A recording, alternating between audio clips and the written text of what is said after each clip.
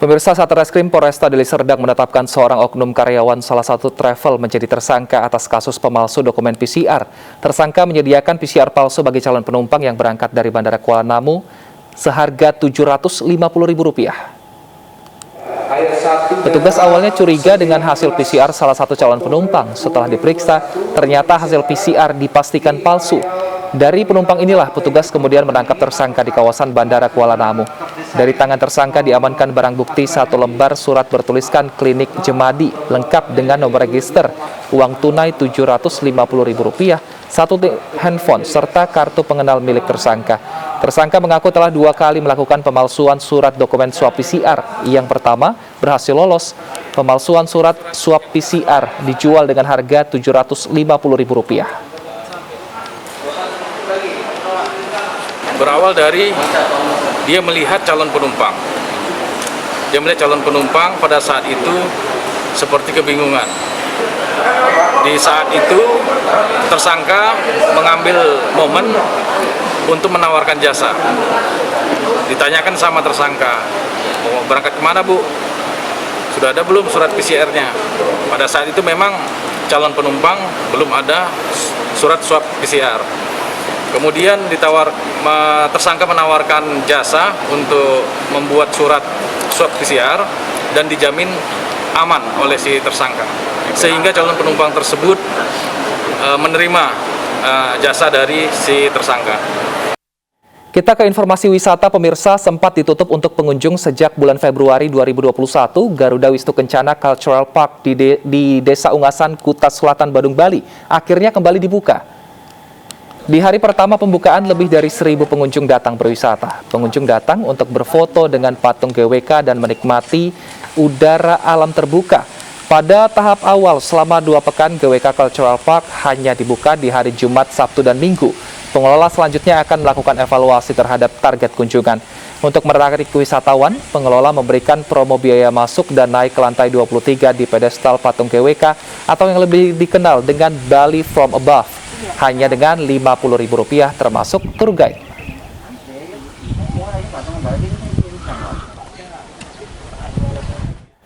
Sementara di Bandung, pemirsa, warga yang rindu liburan ini menyerbu Park Zoo Lembang, Jawa Barat. Objek wisata kebun binatang terbesar di Bandung Barat ini dipenuhi wisatawan dari dalam dan juga luar kota. Banyak warga memanfaatkan akhir pekan kali ini dengan berlibur di Park Zoo Lembang, Kabupaten Bandung Barat, Jawa Barat. Antrian kendaraan dari dalam dan luar kota memadati area parkir. Jumlah pengunjung mulai dari loket masuk hingga di beberapa wahana terlihat membludak. Protokol kesehatan juga diterapkan secara maksimal. Pada PPKM level 2, sejumlah objek wisata di Lembang sudah beroperasi. Saat ini, di akhir pekan, jumlah pengunjung mengalami peningkatan. Nah, itu tadi lokasi wisatanya. Bagaimana dengan wisata kulinernya? Kita akan melihat suasana wisata kuliner, yaitu cuanki, yang ada di Bandung, Jawa Barat. Sudah ada rekan kami, Desi Juliani, di Cuanki Serayu, Jalan Serayu, Kota Bandung, Jawa Barat. Selamat siang, Desi. Ada menu spesial apa untuk makan siang di akhir pekan kali ini? Hai, selamat siang Wilson dan pemirsa. Siang hari ini saya mau rekomendasikan satu kuliner. Ini andalannya Bandung ya, adalah cuanki dan batagor serayu. Kenapa sih dinamainnya batagor dan juga cuanki serayu? Karena memang yang jadi andalannya, yang jadi primadonanya adalah cuanki dan batagor. Lalu lokasinya memang ada di Jalan Serayu, Kota Bandung. Nah, ini kalau orang Bandung pasti tahu banget deh rasanya cuanki dan batagor serayu itu kayak gimana. Nah, buat warga yang di luar Bandung, saya rekomendasiin deh pemirsa, ini salah satu destinasi kuliner yang wajib dikunjungi pada akhir pekan tentunya ya. Tapi jangan kaget kalau datang ke sini antriannya panjang banget pemirsa ya. Karena di sini adalah makin cepat dia datang, makin cepat dia juga dapat tempat. Nah, soal rasanya kayak gimana sih? Saya ajak yuk pemirsa, kita akan ngobrol bersama dengan salah satu pengunjung yang ada di sini. Halo, selamat siang Akang Teteh. Ya. Boleh ganggu sebentar ya, nggak apa-apa ya? Boleh. Mau ngobrol-ngobrol sama Akang yang ini aja deh ya. Boleh Kang berdiri dulu ya, kita ngobrol-ngobrol dulu, kenalan dulu. Namanya siapa Kang? Ilham Pak. Oke, Kang Ilham. Boleh silahkan dipakai dulu maskernya. Kang Ilham asalnya dari mana? Asal dari Bandung. Oke, dari Bandung. Rasanya gimana sih si cuanki serayu ini? Terus alasannya kenapa Akang kan orang Bandung kesini lagi nih, Kang Ilham? Kalau untuk rasanya tuh enak, jadi kayak nagih gitu. Jadi kalau setiap ngerasain si cuanki ini kayak pingin lagi gitu. Nagih ya rasanya Nagih, ya. nagih, Oke. Nah, terus tadi datangnya jam berapa ke sini? Ini kan makin cepet datang, makin cepet dapat tempat ya. Tadi juga ini antreannya juga udah penuh banget, luar biasa. Gimana nih tipsnya nih, Kang Ilham? Kalau misalnya buat warga Indonesia yang berkunjung ke Bandung terus mau nyobain ke Cuanki Serayu, biasanya mending banyakan. Nah, jadi ada yang yang mesan sebagian dan yang mesan juga cari kursi. Soalnya sangat banyak sekali gitu yang beli Cuanki Serayu gitu. Tadi datangnya dari sebelum buka dong berarti? Sebelum buka sih sebenarnya. Oke. Karena udah ngantri juga ya. Oh iya benar, dari sebelum buka juga udah ngantri ya. Nah, ini kan masih dalam suasana pandemi juga nih ya, Kang Ilham. Tips dari Kang Ilham gimana biar wisata kuliner tetap aman walaupun masih dalam suasana pandemi, Kang Ilham? Tetap pakai masker, terus juga jangan lupa pakai hand sanitizer juga, jangan sampai lupa. Terus kalau misalnya untuk meja-mejanya, kalau misalnya sebelum makan bisa dilap dulu atau bisa disemprot pakai hand sanitizer juga. Oke Gitu. deh, kalau gitu terima kasih banyak ya, Ya. Kang Ilham. Silakan diteruskan kembali. Ya, Masih ada cuankinya. Terima kasih ya, Kang Tete ya. Nah, itu dia tadi ya pemirsa, sedikit testimoni dari pengunjung bakso dan batagor Serayu ya, cuanki dan batagor Serayu. Jadi selain cuanki, di sini juga pemirsa bisa coba batagornya. Dalam satu hari aja pemirsa, ini bisa sampai 1.000 sampai dengan 2.000 porsi laris terjual. Kalau akhir pekan lebih banyak lagi sampai 2.500 porsi. Saya mau ngantri dulu karena antriannya udah landai. Saya kembalikan dulu ke Wilson. Silakan. Wow, terima kasih Desi atas rekomendasi untuk makan siangnya. Ini jadi pengen terbang ke Bandung untuk langsung cobain cuanki dan juga batagor Serayu di sana. Terima kasih Desi. Nah, pemirsa yang mungkin tertarik untuk langsung ke Bandung tadi untuk mencicipi makan siang yang direkomendasikan rekan kami Desi, ini Anda harus mengupdate juga aturan mengenai penerbangan. Karena Satuan Tugas Penanganan COVID-19 ini kembali mengeluarkan surat edaran terkait ketentuan perjalanan orang dalam negeri di masa pandemi COVID-19.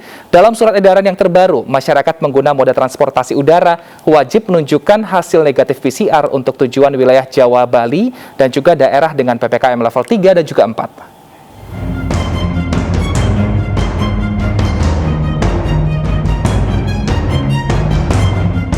Pemerintah mewajibkan calon penumpang pesawat udara mengantongi hasil negatif tes PCR dalam kurun waktu 2 kali 24 jam untuk tujuan Jawa, Bali, dan daerah dengan PPKM level 3 dan 4. Sementara untuk perjalanan ke wilayah non-Jawa Bali dengan level PPKM 1 dan 2 diperbolehkan menggunakan hasil rapid antigen dalam kurun waktu 1 kali 24 jam. Masyarakat juga diwajibkan menunjukkan surat vaksin sebagai kelengkapan syarat perjalanan. Aturan ini tertuang dalam Surat Edaran Satgas Penanganan COVID-19 nomor 21 tahun 2021 yang berlaku pertanggal 24 Oktober 2021. Di antaranya yang pertama, pengaturan syarat pelaku perjalanan dalam negeri, yaitu menjadi pertama untuk tujuan ke wilayah Jawa Bali yang juga diatur di dalam Instruksi Mendagri nomor 53 tahun 2021, untuk moda udara wajib menunjukkan 2 dokumen, yaitu kartu vaksin, minimal vaksinasi dosis pertama, dan surat keterangan hasil negatif tes RT-PCR yang sampelnya diambil dalam kurun waktu maksimal 2 kali 24 jam sebelum keberangkatan. Tes PCR diberlakukan lantaran kapasitas transportasi udara sudah lebih dari 70% dan tidak lagi memberlakukan duduk berjarak. Namun setiap maskapai diwajibkan menyediakan 3 baris kursi jika ditemukan penumpang yang bergejala. Aturan ini juga menjadi uji coba dalam memulihkan perekonomian nasional. Tim Liputan 9 News melaporkan. Pemirsa, puluhan pengusaha muda berkompetisi dalam Wirausaha Muda Mandiri 2021. Selain mengembangkan usaha, diharapkan juga bisa memberikan dampak sosial bagi masyarakat sekitar.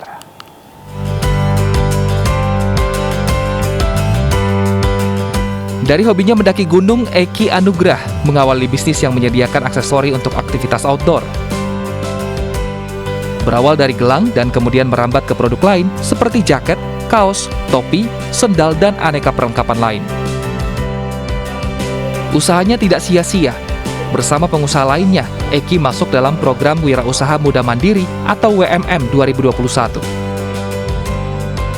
Ya, saya tuh kepengen outdoor ekosistem ya, istilahnya tuh ekosistem outdoor ini dikenal gitu di masyarakat secara umum. Jadi kita nggak mengenal outdoor itu hanya sekedar naik gunung aja, tapi mulai dari segi fashion, pariwisatanya, terus juga orang-orang di balik pengrajin-pengrajin produk lokalnya itu bisa terangkat, dan ternyata banyak segmen yang bisa diberdayakan di outdoor, nggak hanya brand tapi juga ada pelaku wisatanya, pengrajin lokalnya, dan ekosistem itu yang sebenarnya pengen kita angkat melalui WMM ini.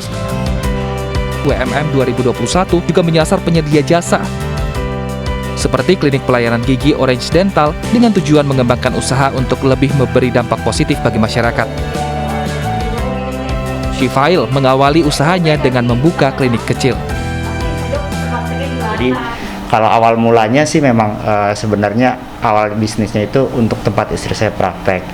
Tapi kita lihat ternyata peluangnya bagus dan juga dampak sosialnya cukup banyak. Banyak kita bisa banyak merubah dan meningkatkan kualitas hidup pasien-pasien kita. Jadi dari situ kita putuskan buat kembangkan. Tak hanya di Jakarta, kompetisi Wirausaha Muda Mandiri 2021 juga merambah ke Tangerang Selatan, Banten. Panitia kompetisi telah menyurvei sejumlah usaha soal bisnis yang dimiliki, hingga dampak ekonomi keberlanjutan yang didapat dengan adanya usaha tersebut. Jadi produk utama kita adalah sushi. Yang membedakan kita itu, kita menyajikan sushi ini sebagai dalam bentuk sushi tower dan cocok untuk dirayakan di berbagai momen. Nah, selain bisa dirayakan untuk ulang tahun, sushi tower ini juga bisa dirayakan seperti buat anniversary, grand opening dan lainnya. Dan untuk sushi towernya ini kita juga bikinnya unik, dan untuk kualitasnya juga kita berikan yang terbaik. Tidak hanya menanyakan mengenai prospek bisnis ke depannya, para peserta kompetensi bergengsi ini berambisi untuk bisa mengembangkan bisnisnya hingga go internasional dan bisa menginspirasi para pemuda yang baru saja merintis usaha. Seperti diketahui, kompetisi Wirausaha Muda Mandiri yang digelar oleh PT Bank Mandiri Persero Tbk menjadi salah satu ajang yang bergensi dan telah mewadahi ribuan pelaku usaha muda. Dari Jakarta dan Tangerang, Tim Liputan iNews melaporkan.